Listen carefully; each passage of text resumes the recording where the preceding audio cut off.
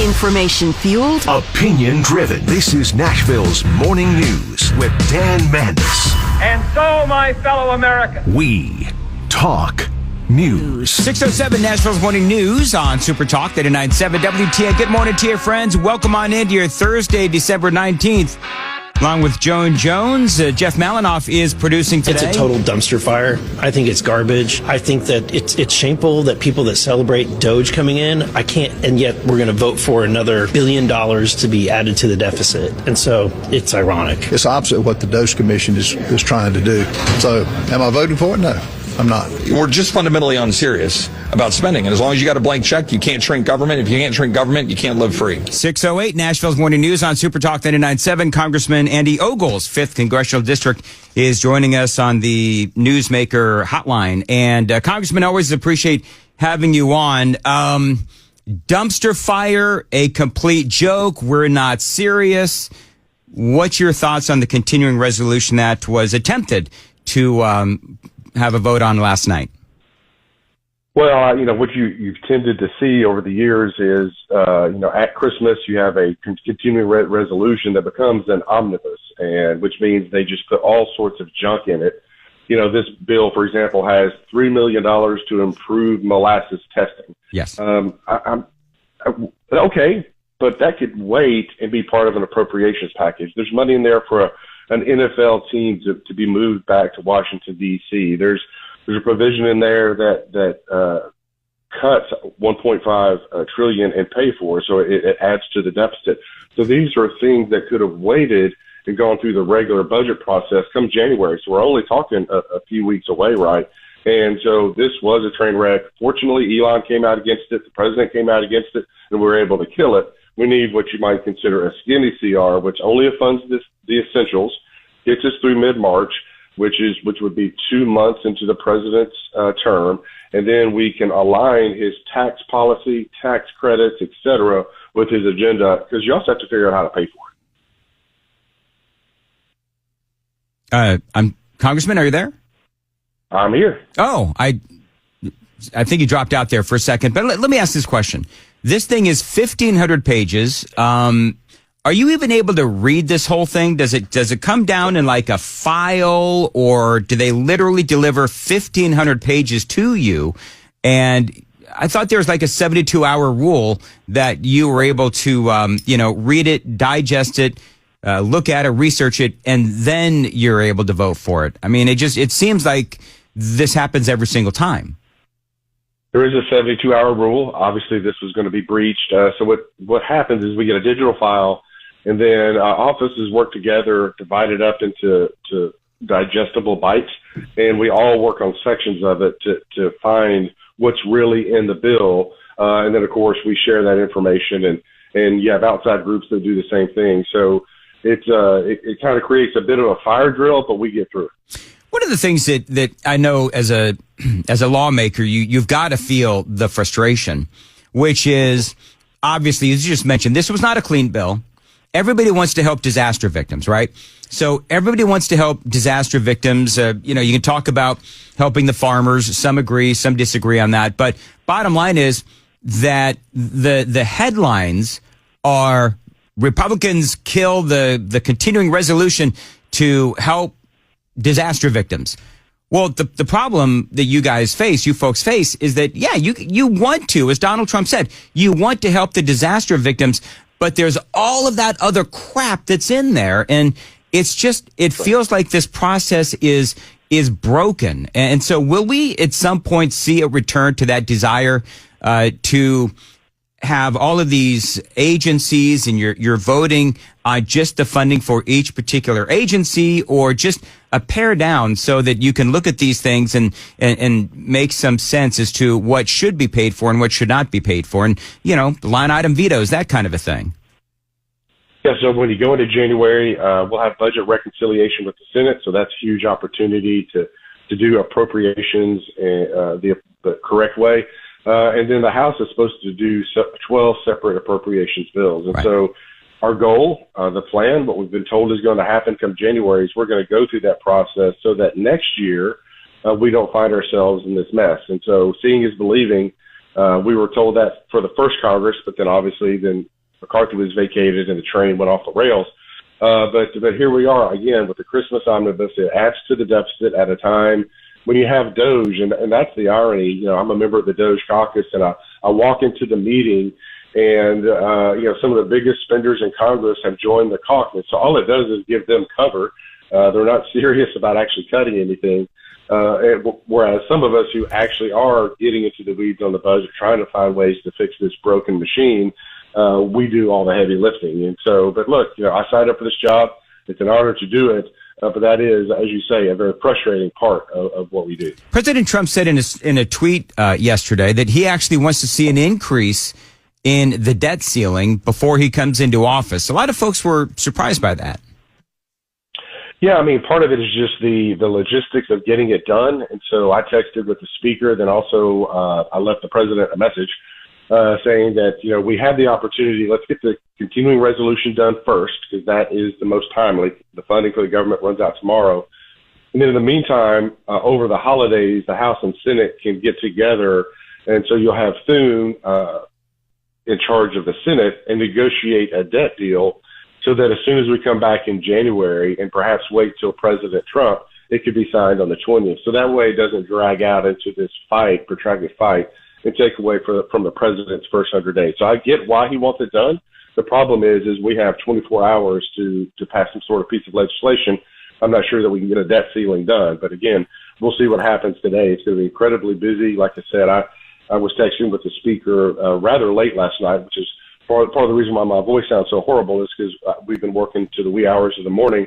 And he was working with the vice president trying to come up with a solution that the White House can live with and the House can live with. So a lot of people in the House are saying that they're not going to vote for Mike Johnson to be Speaker.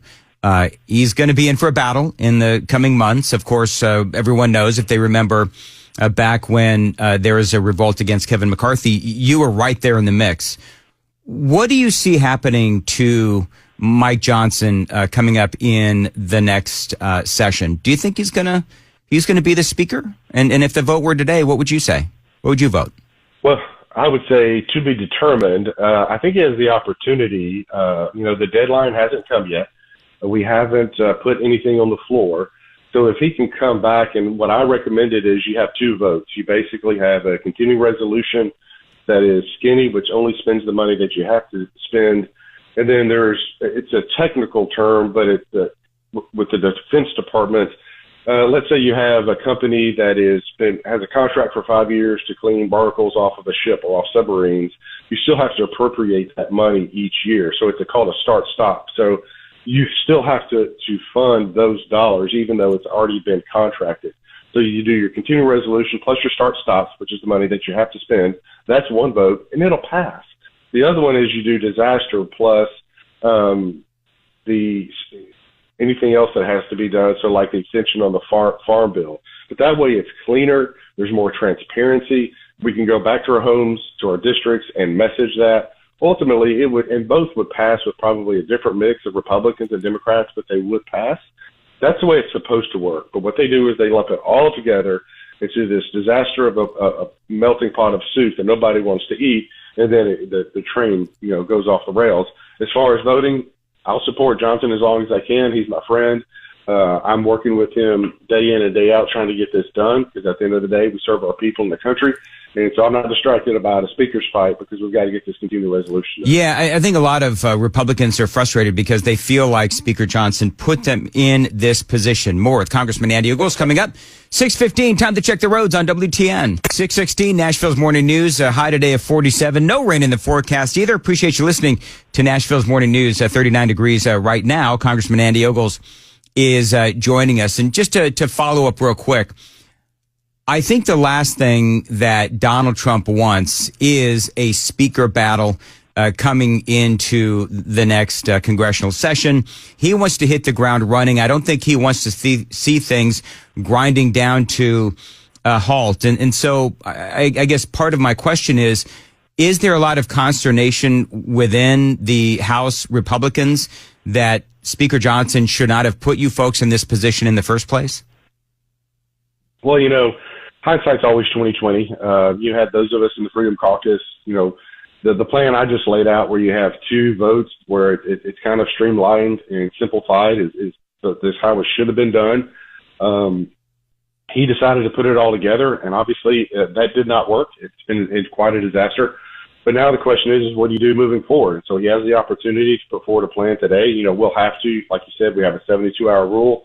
That's going to be breached because we have less than 24 hours before the government runs out of money. And so it's a bit of a mess, quite frankly. Kind of to your point, we shouldn't have been here. We should have gotten the text of the bill over the weekend. We should have had the weekend to work on it. But I can't litigate that. All I can do is work on what we have in front of us. And so we'll have some sort of bill today. It'll probably be later tonight, and ultimately it'll pass. I can't tell you what's in it, only because I don't know yet. But at the end of the day, we'll get it done. One of the things I thought that was interesting, Congressman, is Elon Musk sends out this tweet. The media is presenting this one way, and I'm going to ask you if this is really the way that it played out. The media is presenting this as, Elon Musk and Donald Trump, they send out this post on X and they pressured the Republicans saying that this bill can't pass. And the Republicans, they just bent the knee to Elon Musk. The reality is that Republicans were revolting before that went out, before that tweet went out. Yeah, so the question is, did we have the numbers to kill it? Arguably, I would say no. So you need, obviously, the Freedom Caucus. We rolled up our sleeves. We got into the text of the bill, looking for all the waste and junk that was in there, and we started, feeding that to our colleagues. But I can't say that we had enough to kill it. It was going to overwhelmingly be supported by Democrats, so It would have been passed with a majority of Democrat vote. But very quickly, once Elon came out, and then, of course, the president, it was over, and it sent everybody back to the drawing board. What are your hopes for 2025? House majority, Republican, of course, but it's slim. A majority in the Senate and the White House. We know that the Republican Party can be kind of train wrecky, like, the Democrats too. But really, the Democrats are more solidified in their unity. They're just all oars in the water, whether it's good for America or not. But Republicans tend to be more independent minded. So how hopeful are you in 2025 that we'll actually be able to execute Donald Trump's agenda? I'm cautiously optimistic. I think the difference is that you have a chief executive in the president who has a pretty clear agenda of what he wants to accomplish. So he's going to be making some play calls. Then it's up to us in the House to figure out, okay, let's fix that, because it sounds good kind of in the vacuum of politics, but now we've got to implement it, and we have to look at how it affects the debt or the deficit. But so I think that's the difference, is we'll have a clearer mandate. I think idle time creates nonsense and shenanigans, so that's why we keep our teenagers busy, because we don't want them to have idle time. We keep them focused on doing things and being productive, right? I think that can be said that's true of Congress. And so I think we're going to be so busy, you'll see some of the petty politics set aside, because we will have a clear mandate. And look, the electorate said, we want a secure border. We want you to fix the economy. Enough of politics, go get it done. And so we have about 2 years to deliver on that mandate. And then suddenly you're going to be in the midst of, a fight for the House, then also the presidential race will be gearing back up. And so we have a very short window to succeed, and so we've got to be focused. All right, Congressman Andy Ogles, always appreciate your updates and your perspective. Have a great day and good luck. It is 6:21 on Nashville's Morning News. Joan Jones has the news at 6:30. And Dan, coming up, the Department of Justice stepping in to stop a former police officer, Derek Chauvin, from compiling evidence and getting a new trial. We've got details on that coming up at 6:30 on Super Talk 99.7 WTN. Thank you, Joe. Now, right before the news, I'm a little confused because Josh Hawley has now come out and he is calling for a big-time extension and an increase in the child care tax credit. Details straight ahead. Dan Matt is here. And of course, every night at my house at homework time, I thank the Lord for Xfinity Internet. Now, again, in my house, we can stay connected with Wi-Fi coverage that delivers the speed we need, and you can too. Now listen, homework and radio shows don't wait for the internet to work. You need a reliable connection even when everyone is online and working. Now me, in my house, I do rely on Xfinity. And if there are issues, Xfinity has 24/7 customer service here for you whenever you need it with in-home Wi-Fi support. And if you're on the go, you can stay connected with over 20 million secure Xfinity Wi-Fi hotspots nationwide. So get the best Wi-Fi for your life, whether it's doing homework with the kids or work for the paycheck. Rock solid internet is only a phone call away with Xfinity. To get started, call 1-800-XFINITY, online, Xfinity.com, or drop into an Xfinity store today for more details.